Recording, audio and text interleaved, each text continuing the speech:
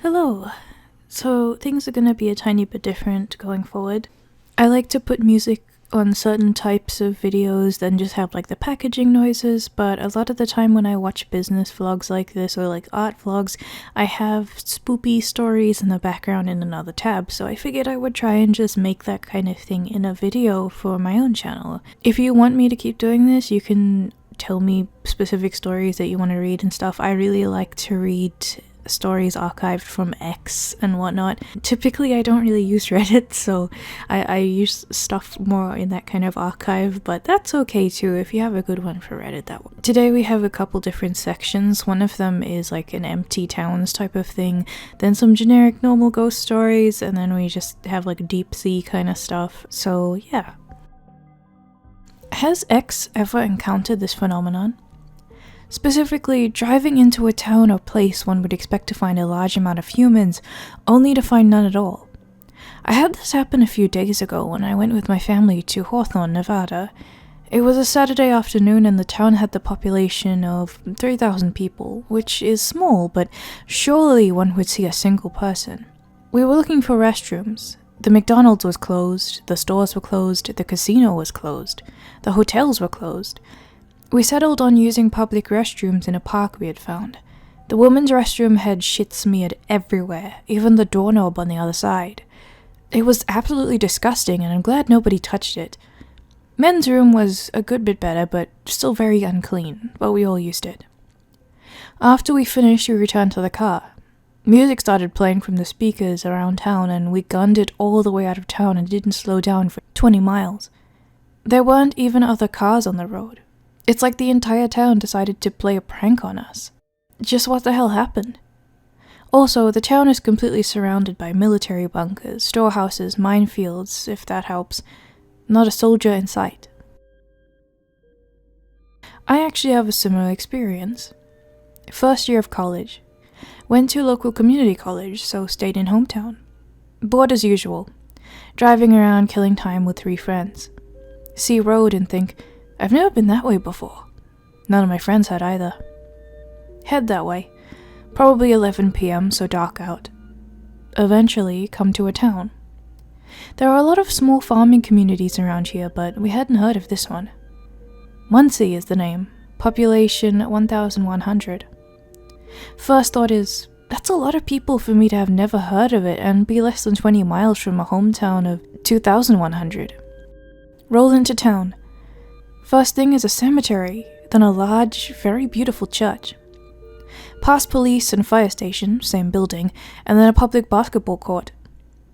We get to a 4-way intersection which seems to be the middle of town and just stop to talk about how this town could have possibly been unknown to us. 3 of the 4 of us have lived in the area our entire lives, and the 4th had been around for almost 10 years. At this point we notice there are no lights on, anywhere. Even the street lights are off. Then we noticed that we haven't seen a car, either on the road or parked in the town.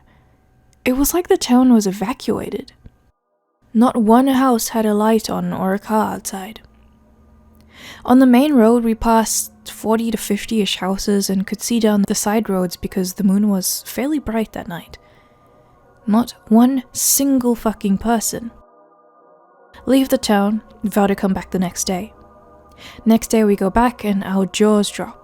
Cars everywhere, almost every driveway had one. Probably 20 kids playing basketball. Turns out there were multiple courts. People are mowing lawns, there are city workers painting the curbs, women jogging. We couldn't believe our eyes. There was more happening there than there was in our hometown. Why have I not heard of Muncie before? Ask other friends, none of them had heard of it, never went back. Something about it creeped me out even when there was people there. The town had a football field and a school. Our town had 2,000 people, and we were in the same conference as every school in the area with less than 5,000 in their towns. We played schools that were further away and even in the same direction. One town, Homer, was about 35 miles away from my town in the same direction. So Muncie would have been between us and Homer. For them to have a football team and us not know about it is ridiculous. The only possible way that works is if they only scrimmage themselves and never actually play a game.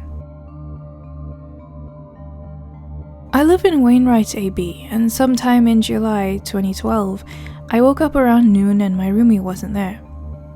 This wasn't the weirdest thing because he played soccer lots. I got into my bike and was going to the 7-Eleven, which is 24 hours, and didn't see anyone at all. I found this a bit weird but just dismissed it. Then I got to the 7-Eleven, and the doors were unlocked, but literally no one was there. I went to the counter to buy some smokes and rang the bell, but no one came.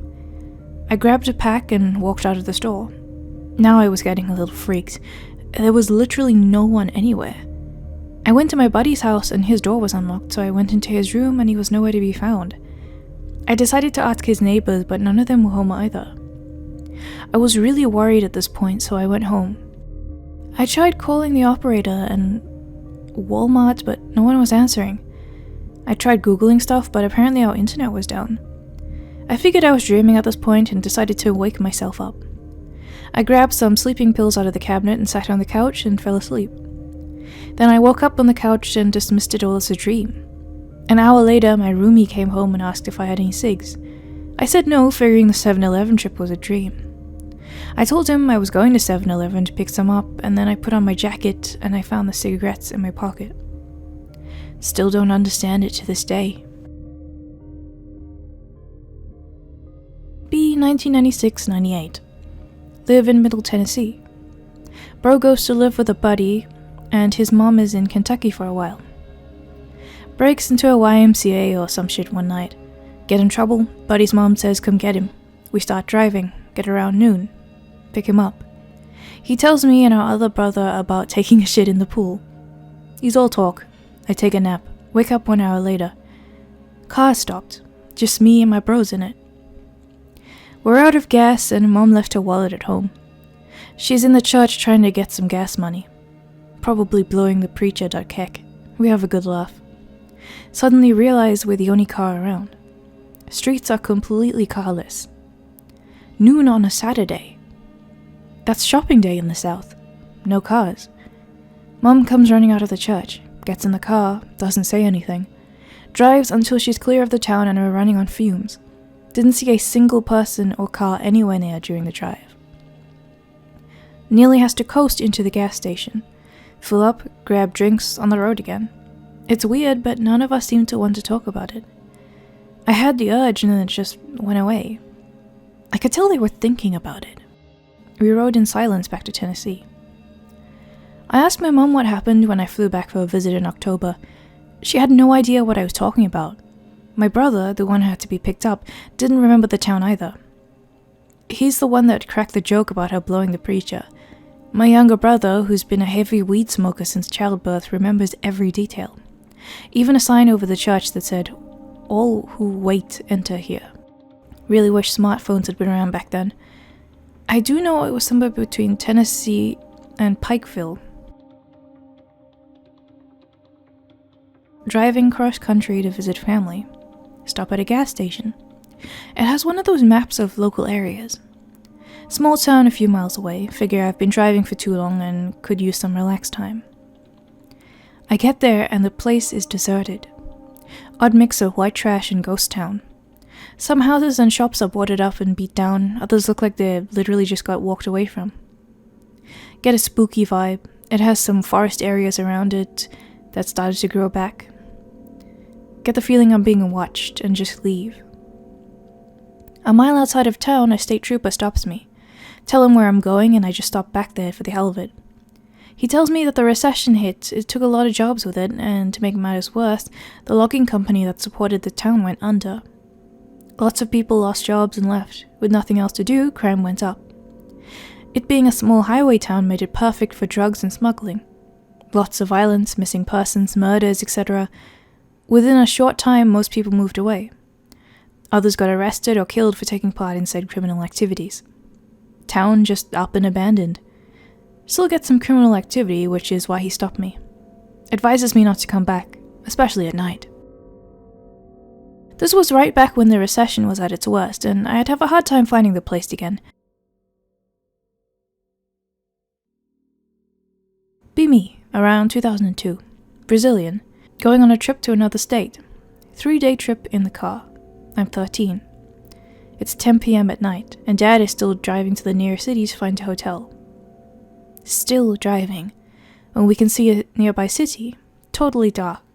Felt uneasy. Dad thinks it's a good idea to spend a night in there. Mother and me disagree, but he still goes for it. City is dark as hell, can't see shit.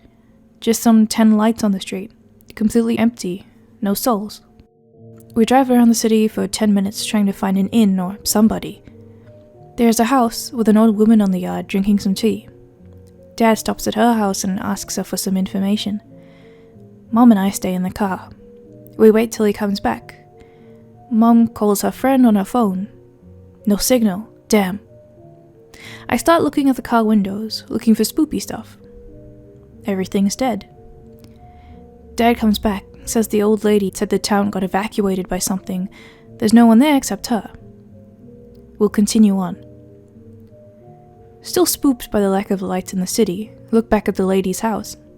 She's on foot now, holding the teacup in my direction. Lights go out. I still cannot sleep well thinking about that night. Can't remember the city name though. Story about a weird honeymoon. The hotel room is my father's birth date, 9/16. TV set in the room would not turn on, but the indicator light would not turn off, even after being unplugged. Went to Busch Gardens for their Halloween night. Got married. Tons of rides closed due to unreasonably cold weather. I'm talking 20s for nights and high winds. Think at least haunted houses, right? First one's pretty lame. Get to the second one, it's some 13 Fears gimmick. First room is fear of funeral parlors. They get progressively more intense. Leave room 6 and enter a pitch-black hallway. Complete silence, only me and my newlywed wife. People in front had completely disappeared. People behind had completely disappeared. Get the overwhelming feeling of being watched or followed. Could feel something breathing on my neck, but not hear breathing. Finally find the door, and right between the same people as before. Look behind. No doorway, just a sheet separating partitions between the two rooms. Finish the haunted house and think I was just hallucinating. Go to the next haunted house before hitting the road home. The wife is visibly rattled. Waits to get into the car to talk about it. And did we go through a weird pitch black room where everyone seemed to disappear? Nope, the whole 5-hour drive back to Wilmington. Entire drive home, I Am Pod is taunting us with eerily appropriate song titles like We Die Young, Right Where It Belongs. Looking back on it, the whole thing was just weird.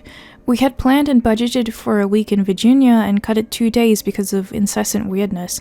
She grew up in Virginia Beach and said that the whole strip along the beach was usually packed. It was the last weekend of tourist season, but the weather was cold and miserable when the forecast was said to be unreasonably warm and sunny. Ghost stories. This all started when we moved in. The first person we met seemed nice and we talked a bit. She hit it off with my mom and they chatted a while. Things took a turn for the worse, however, a year after we moved in. She started acting weird and at one point I saw her staring in our window. My mom told her off and she got pissed and started yelling. We went on a family trip and left the dogs and cats in the care of my grandparents. We get back and the first thing that happens is my mom checks her Facebook feed. In the middle of the night, while my grandparents were asleep, she had broken in and taken pictures of our animals, going so far as to call us abusers. Gets restraining order the next day. All was quiet for a week. When I was playing Xbox down in the basement, and in the grandfather clock's reflection, I saw a shadow with a ponytail pass by. I dismissed it as my sister's friend who always wore one.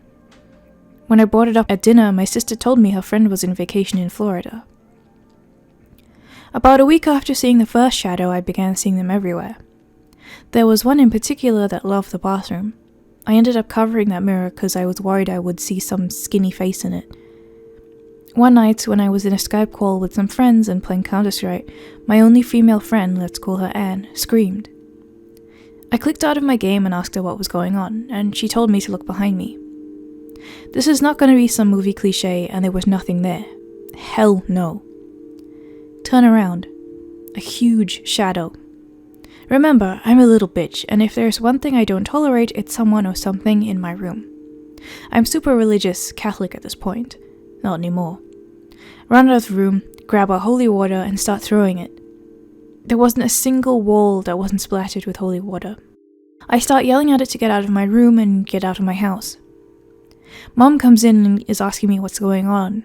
Nobody is allowed in my room. Pelt her with drops of the water. Come to think of it, it may have saved her life. The next morning she asks why I was pelting her with holy water. I tell her about the shadow in my room. Her eyes become the size of dinner plates, and she tells me that she saw one in her room too. At this point, I have used every last drop of our water and just take out our iron cross off the dinner table and put it under the pillow. Problem solved. The problem wasn't solved.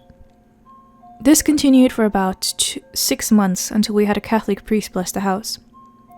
We never had an issue inside again. Emphasis on inside.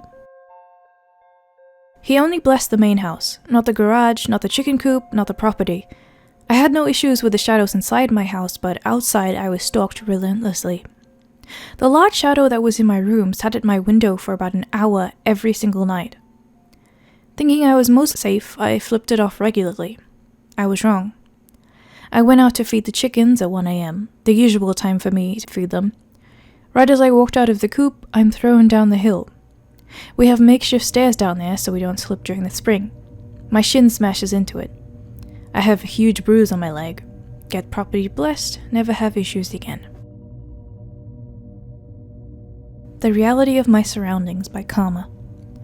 When I returned from college around 92, I worked at a downtown bar that was a ballroom in the early 1920s. It was said that Al Capone and all the other gangsters used to frequent there on a regular basis. Well, over time it had been opened as many restaurants, and even at one time was an old movie house. I started there as a bartender. I worked Mondays, Tuesdays, Thursdays, Fridays, and Saturdays until 4 a.m. The weekends were packed, standing room only. The first part of the week we didn't get as much of a bar crowd, so I would sit there and watch Kung Fu on USA Network and smoke cigarettes.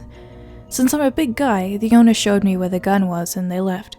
So every weeknight I was alone from 10 p.m. to 4 a.m. My first encounter with the ghost came on a Monday morning around 2:30 a.m. I will never forget this. I was washing the last of the barware, starting my closing crap to get out at 4. The bar, it was one huge square, and across from the dish well, where we did our dishes, was a corner mirror. On each wall was a mirror that met at the right corner. As I was washing everything, I could see myself and what was behind me. Now before I start this, I have to say I was a skeptic of the paranormal. I believe in what I see. Well, that all changed in a 6-month period. Now, as I washed the sinks, I would watch the mirror for anyone who tried to creep in and rob me. This night, I look and no one was there. I did not hear that squeak from the door. I could always tell when someone had walked in by that sound. The next time I looked up, there is a huge figure standing right behind me in the mirror. I almost poo my pants, thinking some thief finally got me.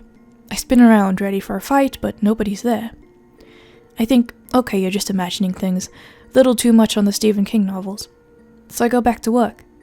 I look up again. Same figure right behind me. This time, instead of spinning around, I watch the figure. It stands there and shifts. I hear no sound. It was not a trick of the light, it just stood there while it kind of shifted. I really don't have a word to describe it. I can see it clearly in my mind, but to put it to words is hard. I'm 6'3" and this thing had maybe a foot on me. So this time I turn around slowly. Nobody. I look back to the mirror and it's gone. Now I know what I've seen. It had a form and some detail. It was not just a shadow or a trick of the eye. Over the next 4 years of working there when I was alone, this thing would play games with me. It would cause things to fall, the bathroom doors would open, etc., etc. My wife and I met there. She used to come and sit with me on the slow nights. One night she went into the bathroom. A second later she screams. I run in, ready to kill some pervert that I thought had snuck in the ladies' room. I meet her in the hall and she's hysterical. Couldn't even speak. I go in every door in the ladies' room, 12 doors. They're opening and closing in rapid succession. I stand there stunned and watch this happen for about a minute or so. She left, never to go back in there unless a lot of people go in there.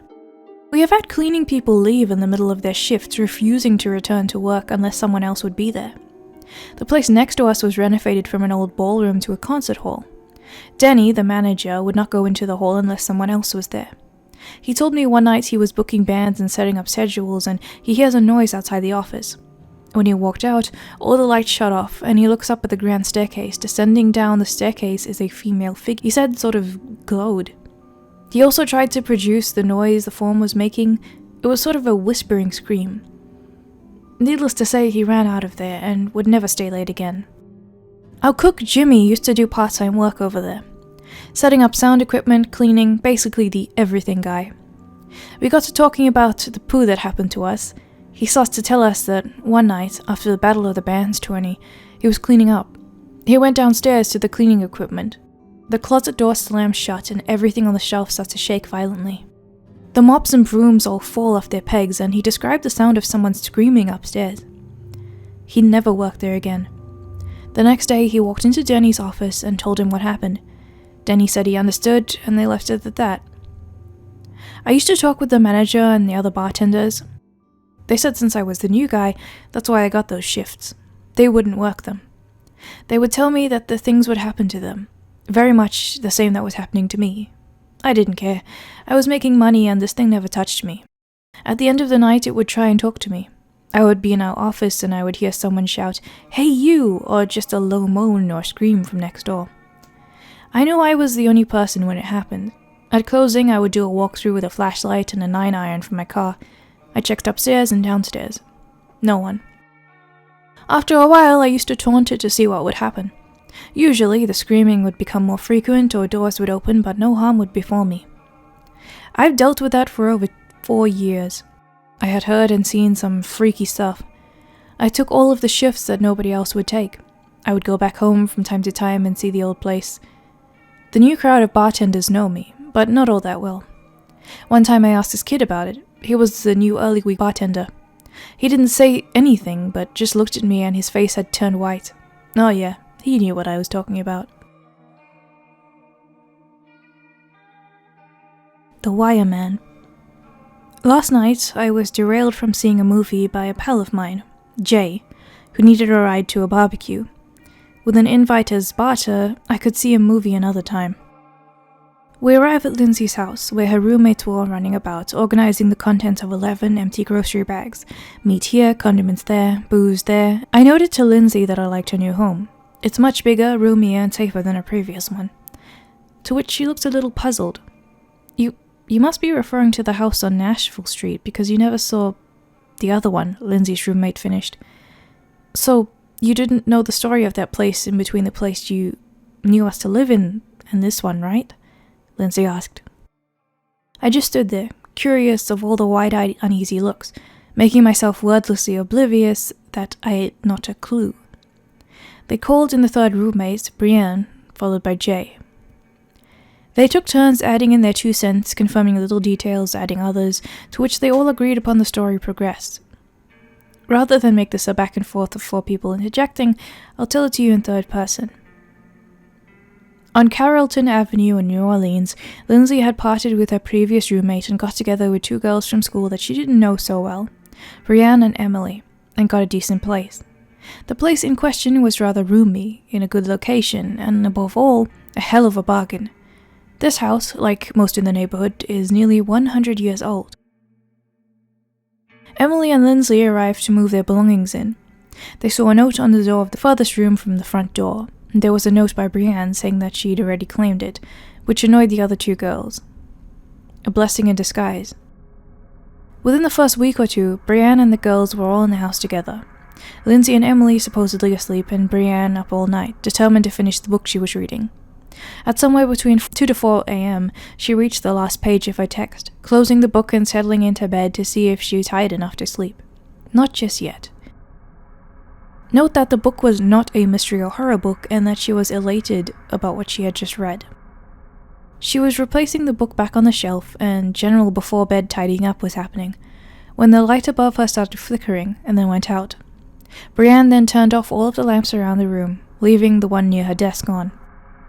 She soon found out she couldn't sleep, so she sat up again and turned on the television, putting in a cartoon DVD in the hope that it would tire her out before the sun came up. She heard rapping on the wall and stood, not knowing if it came from her door or her wall.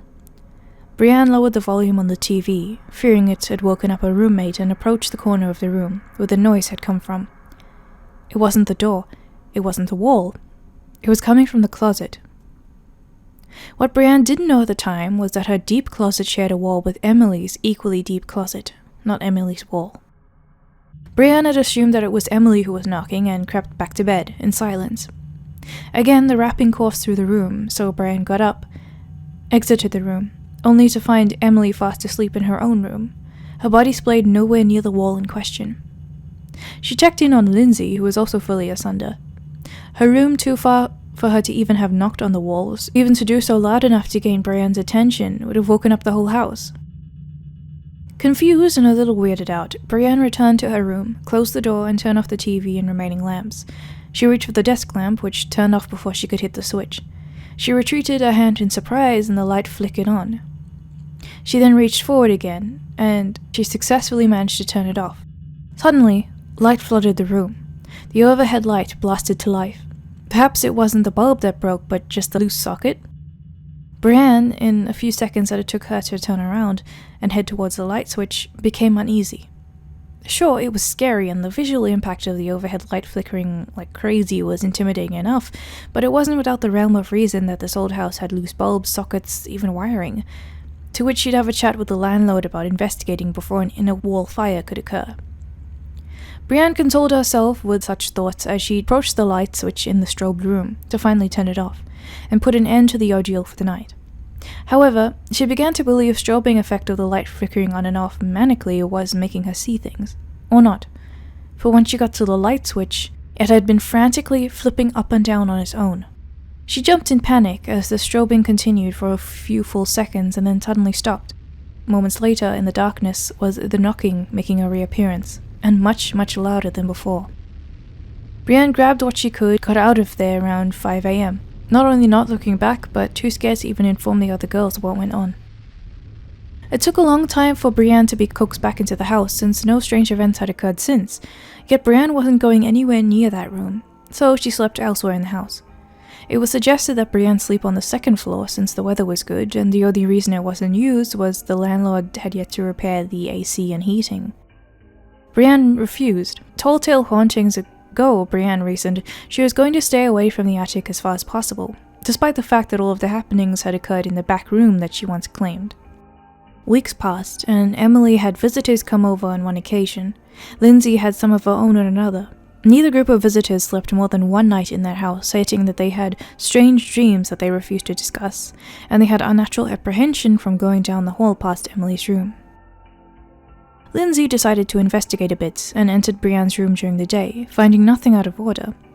However, upon inspecting the closet where Brienne heard pounding noises, she discovered that not only did the back of the closet share a wall with the back of Emily's closet, but there was a sizable hole cut out of it, enough for a child to squeeze past back and forth. Upon even closer inspection, the wall was shared, yes, but also hollowed. There was 3 feet or more difference between the two panels in the back of the two closets. Lindsay shined a light on the little space and found a large spool of industrial wire. She turned the light upward towards the ceiling and discovered this little hollow that went straight through to the second floor and into the attic. She could see a large beam stretching across far above. Lindsay kept this discovery to herself for a few days. A night or two later, Emily was looking rather haggard and explained that it was due to lack of sleep, since the recurring nightmares kept jolting her out of slumber. The other 2 girls pressed on the contents of the dreams, and the result of which is much to their shock. All 3 girls and 1 overnight guest had the same dream, as did the 2 previous guests, which, when contacted and insisted upon details. A very old, bald man was suspended above them from wires somehow attached to his back, reaching up into the darkness.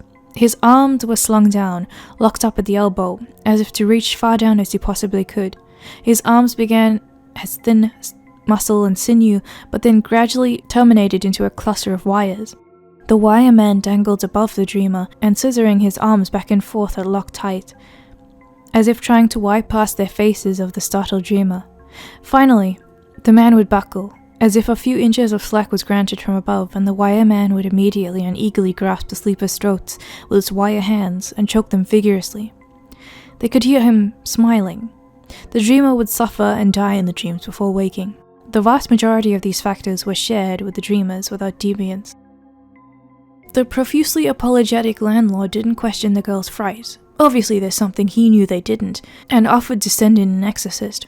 Apparently, exorcists are few and far between, so the girls popped down to very few reputable psychics that were marvelously expensive. She got 3 to come on half pay, half favor. Remember, this is New Orleans. Even I know 1,000 psychics, but I only believe 3 or 4 of them. It should be noted that Lindsay was smart about this. She didn't mention anything about the room, the dreams, or the actual location of the house, and should the psychics wish to investigate before they come to the site, Lindsay convinced them to accept the job with as very little information as possible, and all of the girls were there when the psychic showed up, offering them nothing but listening to everything.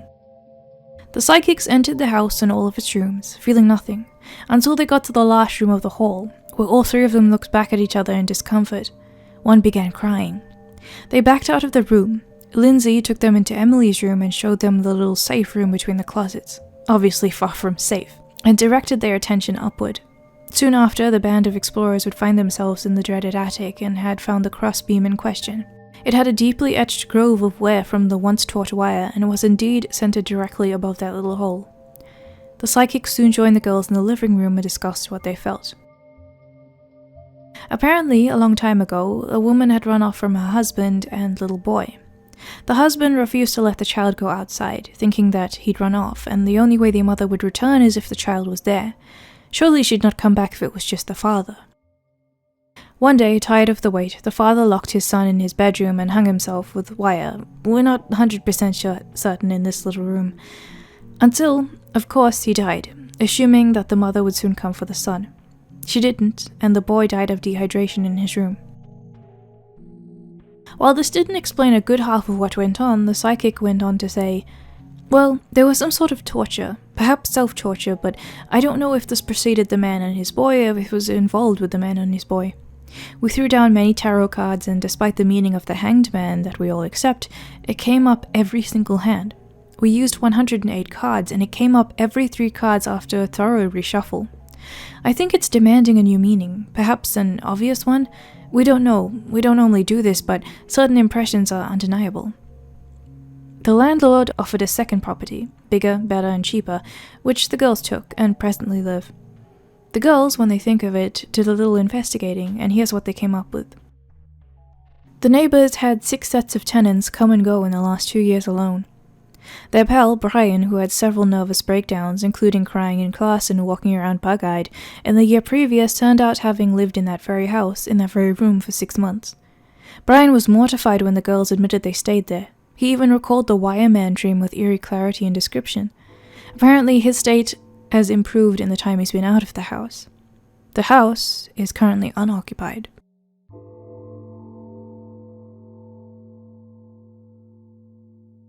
The deep sea. I've had plenty of close calls and experiences with the currents, some more harmless than others, but the one that I remember most clearly, oddly enough, is the one where I was in the least danger. It was a normal night dive, as normal as dives at night can be. Anyone who has been around a night diver knows what I'm talking about. The darkness is so black, so complete that it consumes you. The way down is nothing but a black abyss in every direction. It takes a lot of getting used to, and it still freaks me out, even after I've done it over 100 times. Like most of my non-professional dives, this one was purely an exploratory one. The ocean and everything in it has always been a fascinating thing for me. All sorts of stuff tends to accumulate at the bottom of the ocean, and I'm always trying to find it. My one rule is to look but never take. The sea takes and gives in equal measure. If you take from her, she'll take from you. That might seem like a bunch of old sailor bullshit, but it has more truth to it than you might imagine. My discovery on that night came near the end of the dive, right before I was about to head back. Just as I made my mind up to return to the boat, I spotted something jutting out of the sea floor.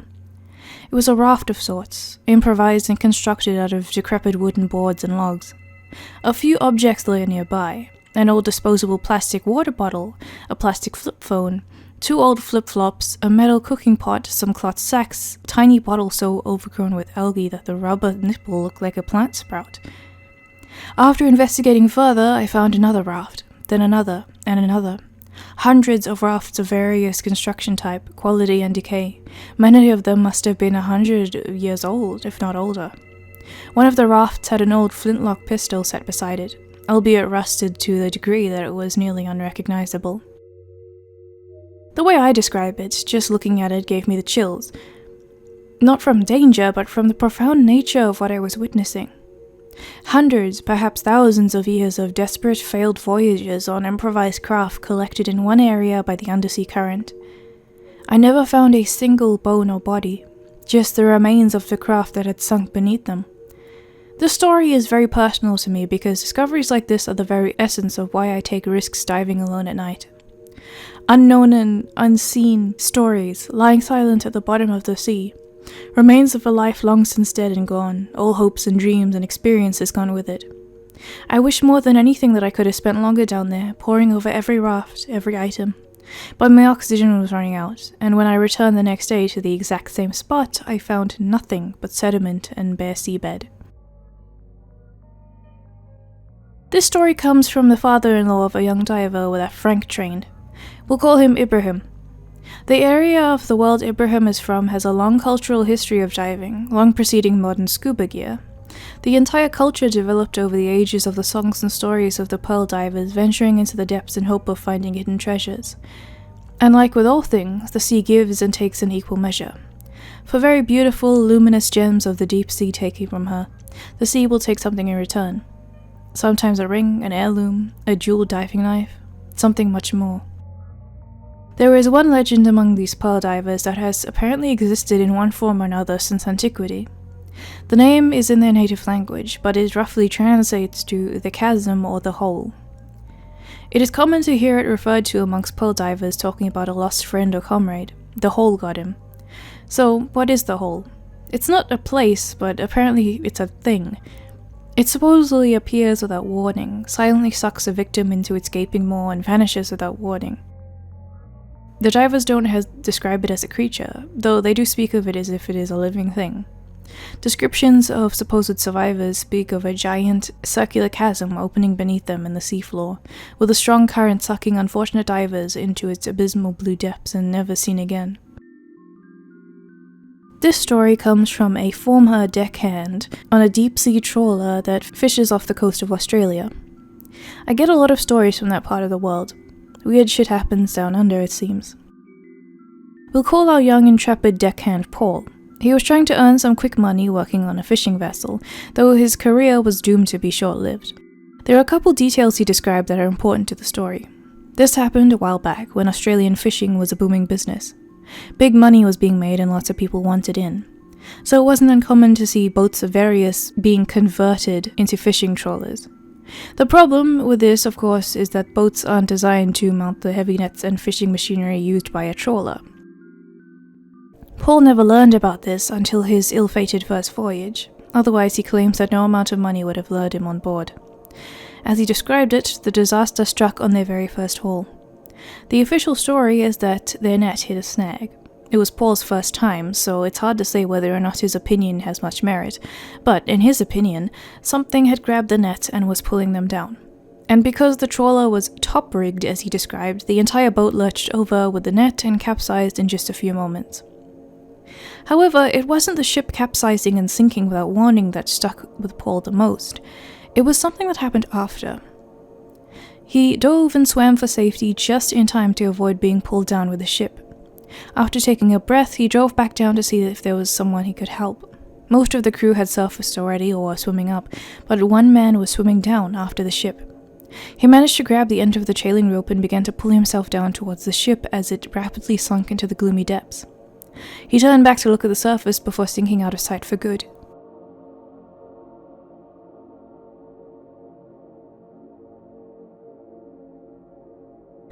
The Willow Man.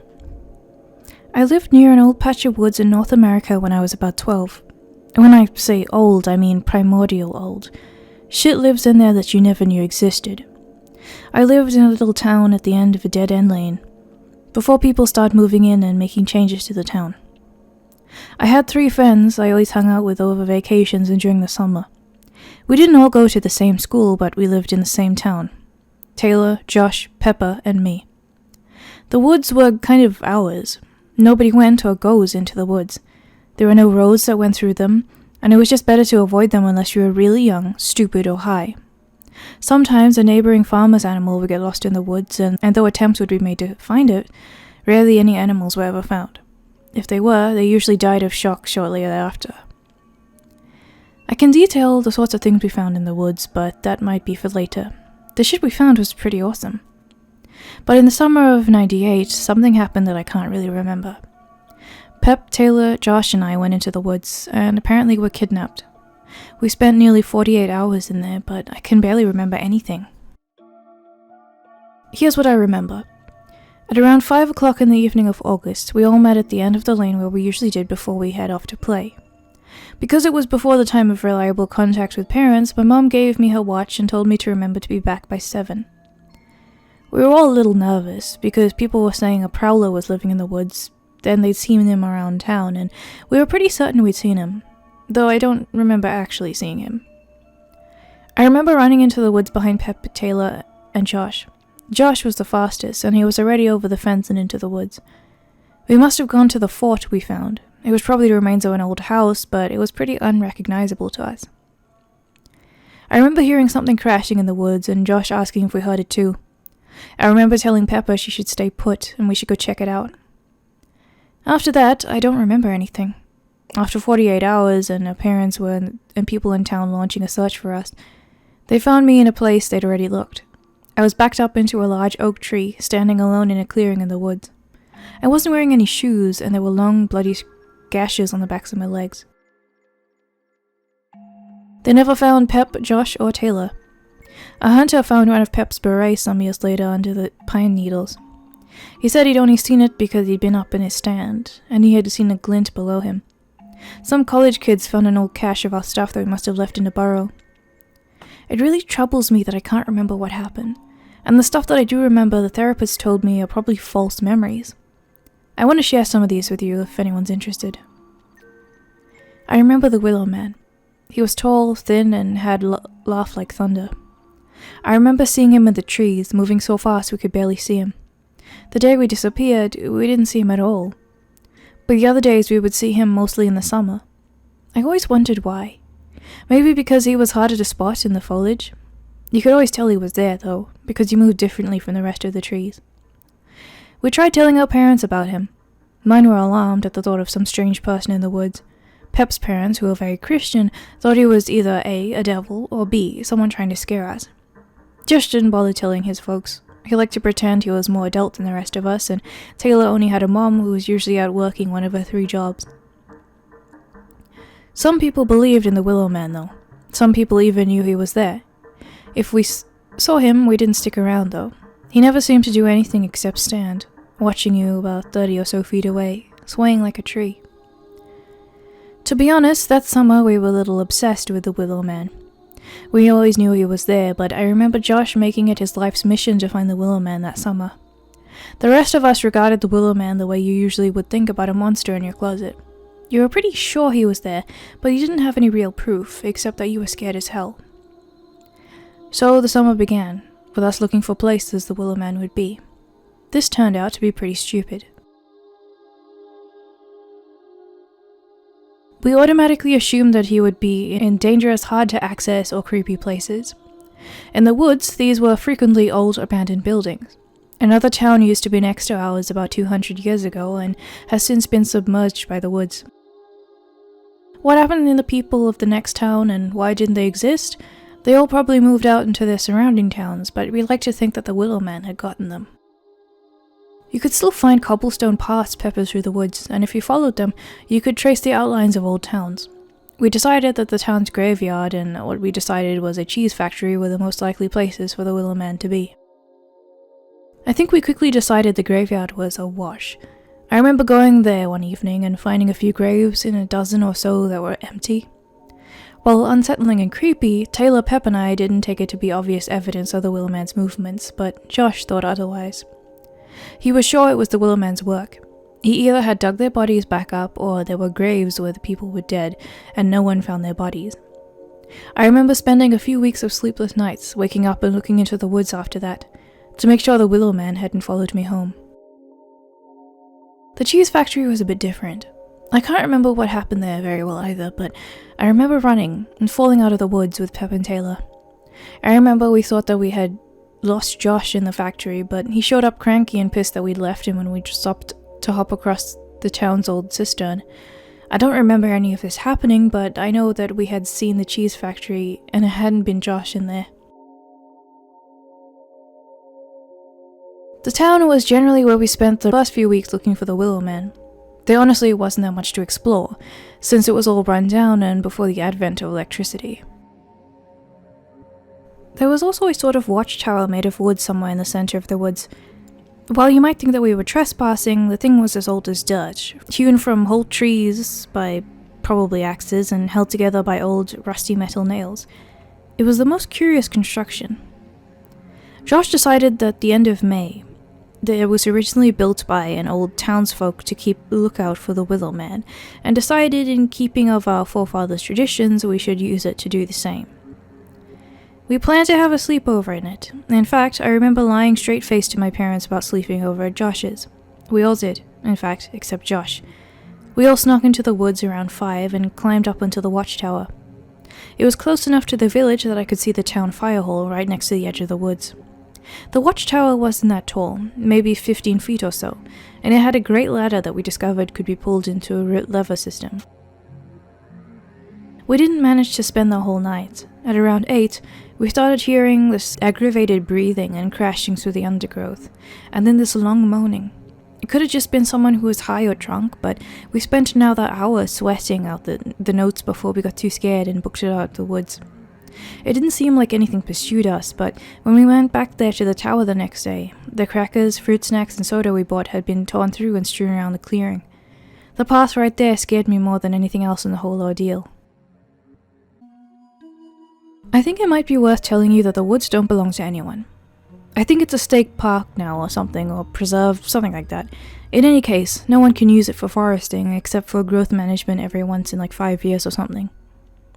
On a side note, after the kidnapping, my family moved away from the town in about a decade. We didn't sell the house or anything. We lived with my mom's parents in the next town over for a while before moving out to Seattle for a few years. When I was about 18, we moved back to our old home. I didn't and still don't remember what happened, so going back home didn't feel traumatic for me. I felt like Pep, Josh, and Taylor were still here. I still do feel that way to a certain extent. I just don't know where they are or what happened to them. In any case, after the watchtower, we had found something like a burrow farther into the woods. There were 3 rocks, 2 propped up and 1 on top, leading down into the hole in the ground. At first we were distracted, thinking it was an animal den or something, but after shining flashlights, tossing in noisemakers, and finally crawling in, we discovered that it was actually a deserted cave. There was a rank, rotten smell in there, more human than animal. It's weird that I remember it to this day, or maybe I could be misremembering. There were things around the burrow that made you almost think a person lived there. There was a little hole where water dripped down from the ceiling and made a kind of water dish. In the corner, there were all magazines and ends of gnawed bones. We were puzzled as to what to think of it. We figured it was probably some hobos or college kids, but then Josh decided this is where the Willow Man took people he stole, and kept them there, before they disappeared forever. Taylor chipped in, figured he ate them, and we all knew that wasn't true. The Willow Man didn't eat people, that was just stupid. It took a few days to sufficiently stake out the burrow, the fact that it took about 2 weeks before we moved in from it. Figuring it to be a bust, nothing else happened when we were there, so we figured it was safe enough to use for ourselves. We decided to keep a different Willow Man hunting odds and ends in there. At one point, we ended up stashing a whole Coleman tent in there, but it ended up getting shredded to hell at the end of July, which was when we decided to stop using the burrow. Besides, we were pretty sure someone else was trying to use it too. When we would visit the burrow, sometimes our stuff would have been gone through or sometimes missing. Occasionally, there would be drag marks outside the opening of the cave, which creeped us out more than anything. A lot of the other shit is pretty surreal and probably didn't happen. For example, I remember seeing the Willow Man outside my house when the woods met my lawn, clinging to the tree closest to my house and staring into my room. He would reach up and scrape the window to my room with his fingers and whisper, "Come play," and I would scream and scream and no one would come for me. I remember another time, playing in the treehouse in my yard next to the woods at Pep. We were playing a card game, I think Uno, while we had this scuffling against the side of the treehouse, like a dog had gotten up there. We both froze, and it continued until it reached the entrance of the treehouse, when we heard something digging into the wood, like an animal scrabbling to get in. We both started screaming in terror, and eventually my dad showed up, but he acted like nothing was wrong. He just popped his head in up to the treehouse and asked if we wanted sandwiches for lunch. I think I mentioned how keyed we were before we disappeared in August. It was kind of like that through the whole summer. Josh became increasingly more irritable and moody, and then Taylor would space out and not hear things right away. Pep kind of became skittish and hung around me for comfort. At first you might think this was some prepubescent stuff, but the change was so sudden and radical that it stood out like a sore thumb. Pep's mom was even threatening to send her to a psychiatrist. We started suffering from sleepless nights, then when we would sleep we all had nightmares. It got to the point where I wasn't with my friends and I would just listlessly lay around the house. And I remember hearing this one song around then, just this one snippet, and it keeps playing on repeat in my head, kind of like carnival music. I think I almost hear it when we were out in the woods somewhere. Last I mentioned, I can't remember the day I disappeared, clearly, but I do remember snippets. One of the most disturbing things I remember is kneeling on my knees on a wide piece of stone, bedrock, I think, with my hands up in front of me, holding something. I don't remember what it was. I also remember being gagged, I think, or something being forced into my mouth. But the first thing I do remember after all these little splintery memories is waking up in the hospital room. It took me ages to be convinced that Pep, Josh, and Taylor were missing. After a while, people started saying they were dead. I knew better. When we moved out, I still knew better, and I know better to this day. Which takes me to the present day. I'm 25, I have my own place in town, but I frequently crash with my parents because I'm a giant pussy. As I type, I'm in my old room in my parents' house. And I think the Willow Man is back. At some point I'll come back and tell you the other weird things that we found in the woods when I was younger, but I want to get what's happening to me kind of off my chest.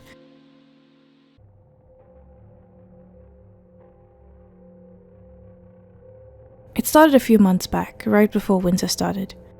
I was taking the four-wheeler out just for something to do. I only have a part-time job, so I have some free time. And just as I was about to start it, I saw something glinting just past the start of the woods. The woods by now have become something that is only vaguely frightening, like hearing something in an urban legend. But when I saw the little glinting, like winking in the woods, I began to have a small panic attack. I couldn't identify why I was so scared, but I knew if I went and looked, I was going to find something that I didn't want to. And yet, against my better judgment, I left the four-wheeler and went to the woods, and though it had been only about 100 feet from where I was standing, it seemed to take forever to get to where the woods began. It had been a pretty fresh, breezy day, but then the woods was still calm, with almost no wind moving through. But then the woods are always like that, and you can't judge what the weather is like when you're in them. They look so different from the others when I played in them when I was a kid. There's a lot more undergrowth now behind my property, and it seemed quieter. No birds, no squirrels, nothing. Just the sound of the wind. And where had that thing that I had seen flashing at me in the undergrowth been? I was torn between going in further to investigate and standing there in the woods just where it began because I was terrified. But before I could decide to do either, the trees had moved a bit in the wind and the thing blazed up at me like a tiny beacon. It had startled me so much that I jumped back before I could see what it had been. I had stood frozen where I was before I bent down to check it out. It was just uncovered under a little piece of dead foliage and mallow. It was an X-Men trading card that kept catching the sun and reflecting back at me. The holographic kind that were popular back in the 90s. This one had Wolverine on it, thrusting his claws out at you. It had been Josh's. I tried rationalizing to myself because the last place it had been was my treehouse and then in the watchtower in the woods, but I figured it could have just basically migrated like anything in the woods does. But it had been so shiny and untouched by the elements, I knew this wasn't true. In the end, I couldn't pick it up. I felt like it was a trap, so I turned around and went back inside, leaving the four-wheeler out and getting a lecture from my dad later. When I checked back in the evening later that day to see if the card was still there, it had disappeared. I know I didn't imagine it. It felt like a trap. Sorry I came back and left so suddenly last night. Some weird shit happened to me. I was headed out my door for work and I had my phone ready and aimed at the woods to take some pictures when I saw something flash past the viewfinder really fast. So my heart was in my mouth.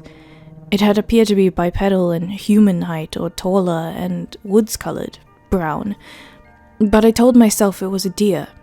So I turned and walked down my driveway and started down the street. Happily, the street leads me away from the woods, so I walked throughout the town to get to my job, and I managed to shake off a good portion of my fear. When I finally got to the library, I was rounding the side of the building to use the back door. I stopped. The library was attached to the fire hall, which, if you recall, pressed flush to the woods. I remember poking into the woods and seeing something, and the next thing I remember is kneeling on my knees, facing my own backyard at 5 o'clock in the evening.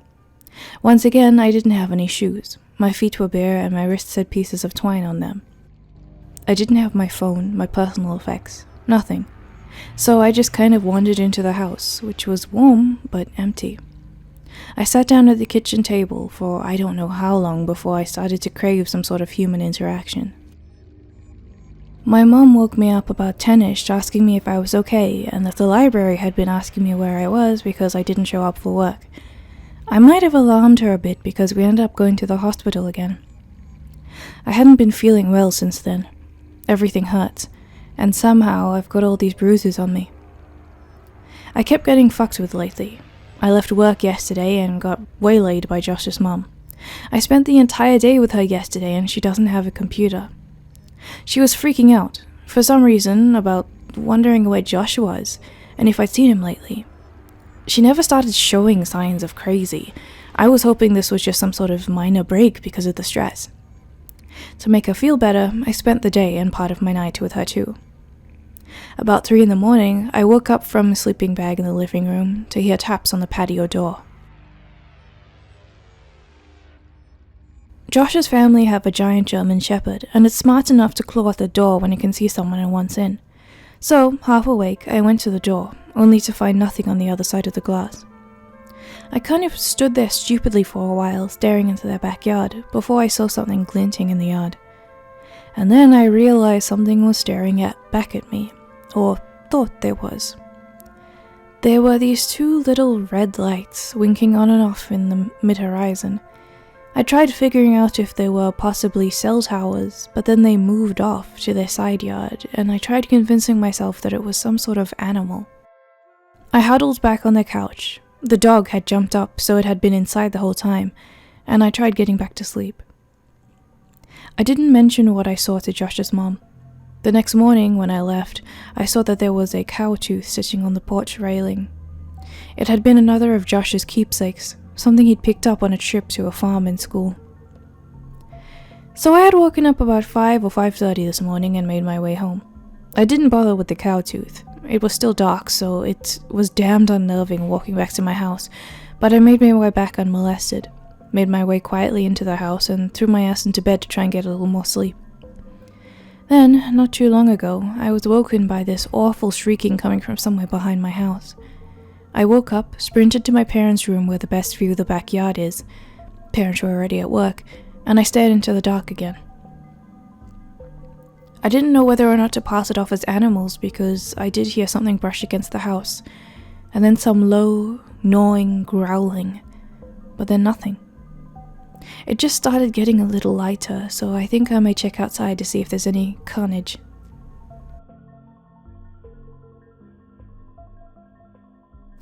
To answer some things that were brought up, yes, there is something up with Josh.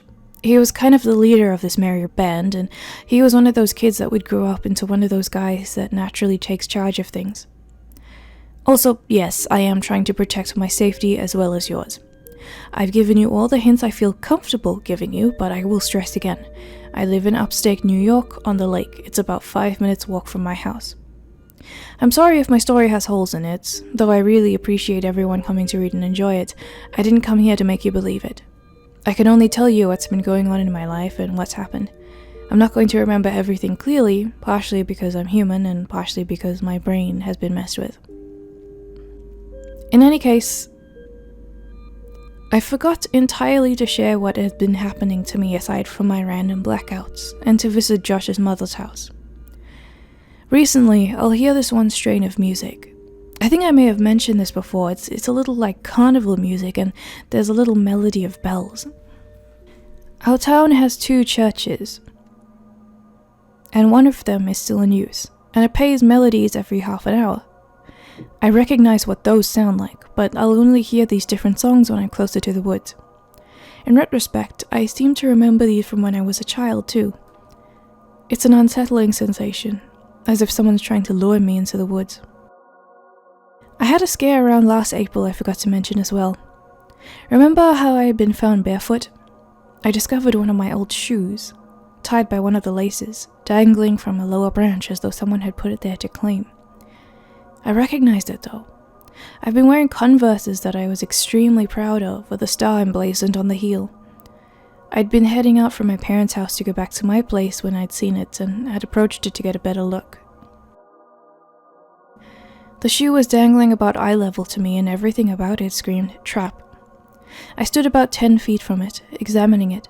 It was battered and damaged from the elements, but I could still make out where the blood had soaked into them. That was when I heard an enormous crashing slightly farther off into the woods, in a rather leisurely pace. Could it have been a deer? Certainly, but I noped the fuck out of there anyway. My mind might have been playing tricks on me, but I swear that I could hear a booming coming back from me in the woods. I was working in our family's farm when I heard what sounded like Josh calling me in the woods. I didn't go, but I just kept staring, and there was that thing again. Next time I'll take a tape recorder or a video camera so I can show you all. This is just a note that OP never updated, so he's probably dead. Just saying.